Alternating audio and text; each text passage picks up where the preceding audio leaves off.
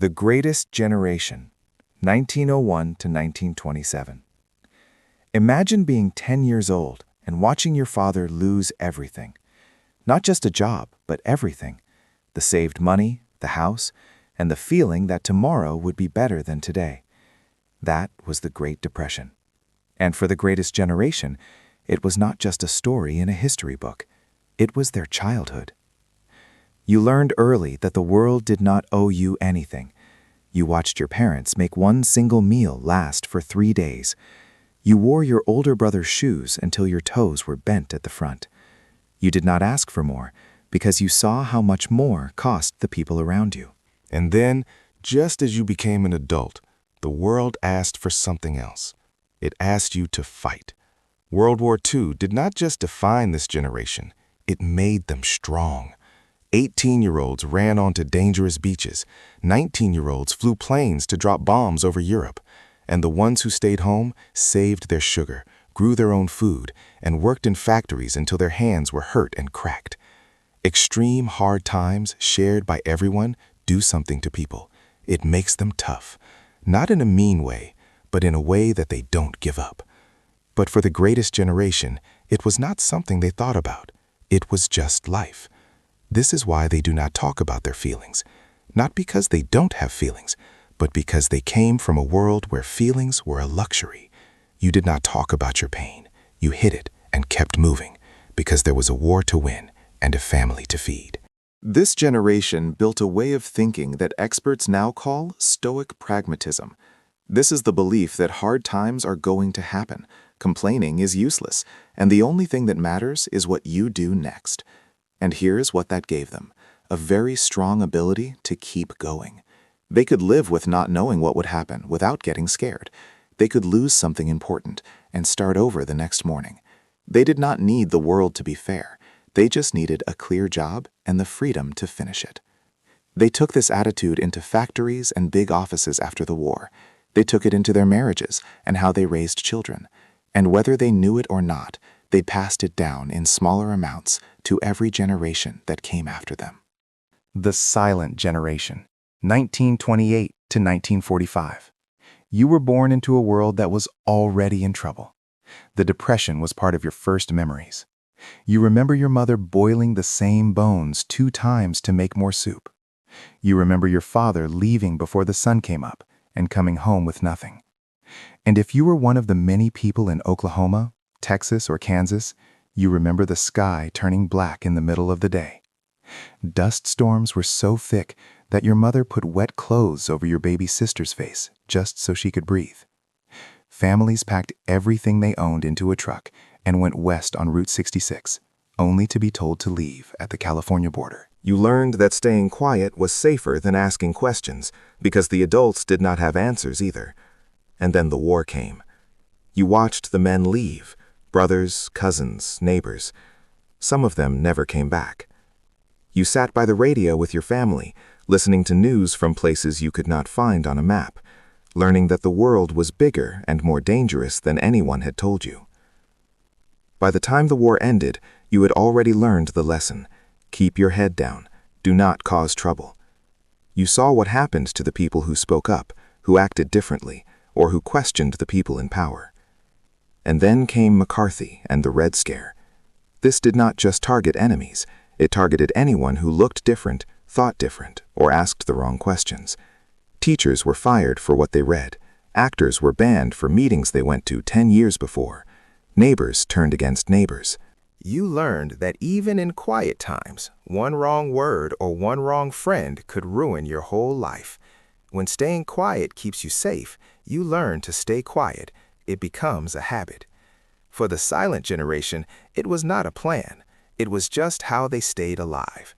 This is why they followed the rules, not because they had no imagination, but because they had seen what happened to people who did not follow rules. They built their lives on being safe, not on showing their personality. They took the safe job, married young, and stayed in one place. This created a generation that was very reliable. They went to work early and never complained. They fixed what was broken and did not wait for anyone to say thank you. And while other generations shouted, They were the ones who kept the world moving. Baby Boomer Generation, 1946-1964.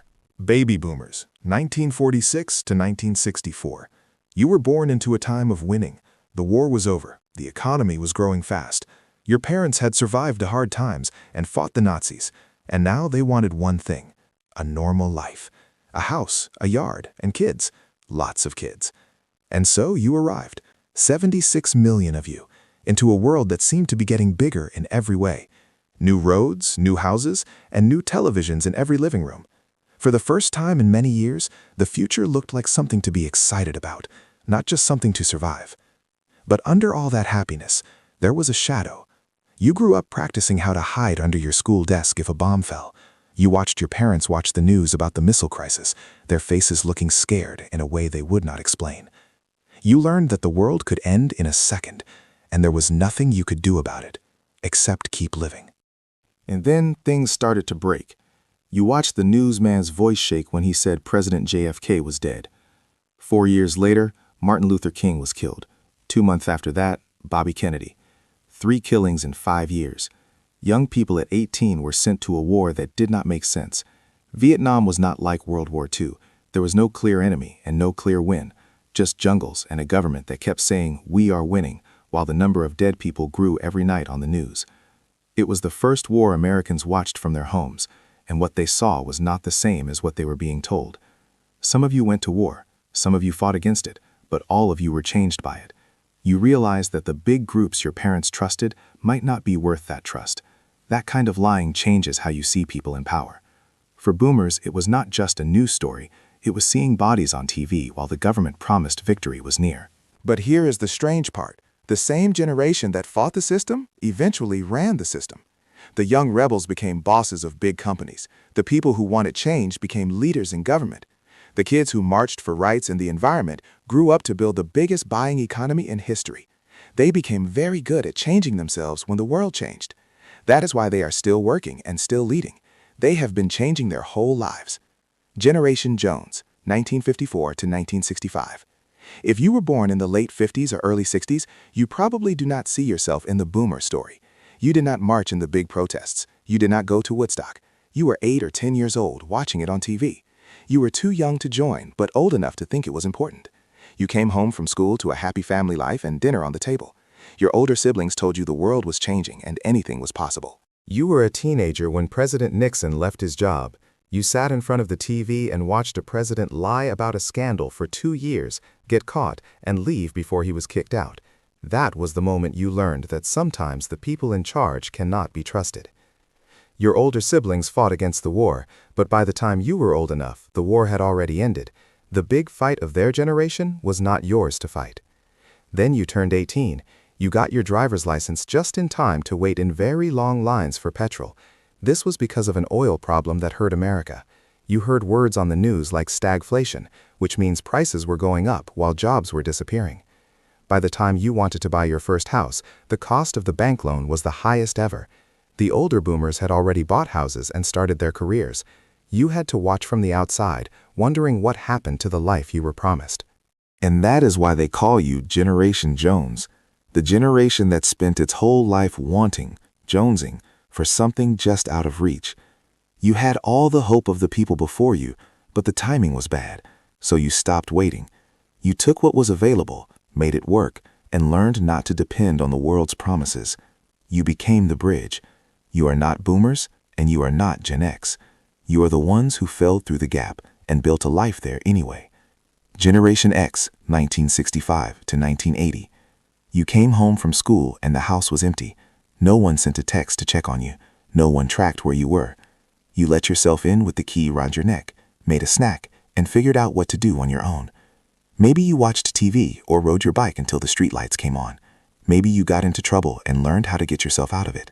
That was just how childhood was. Your parents were at work, which meant you were on your own.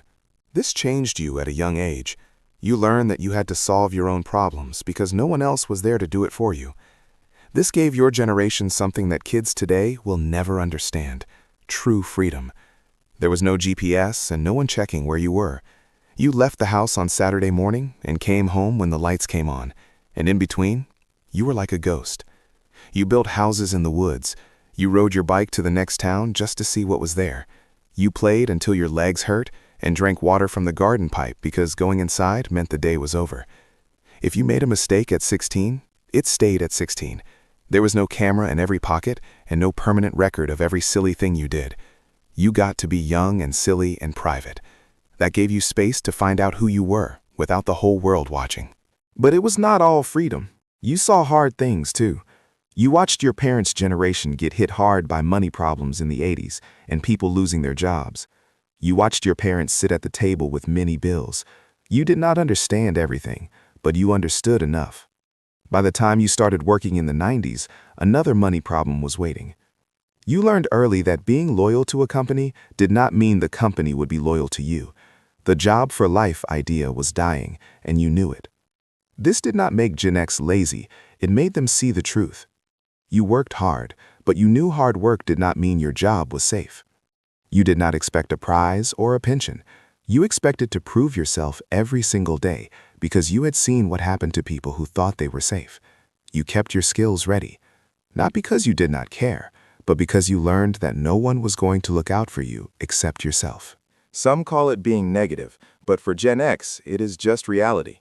You learned early that no one was coming to save you, so you saved yourself.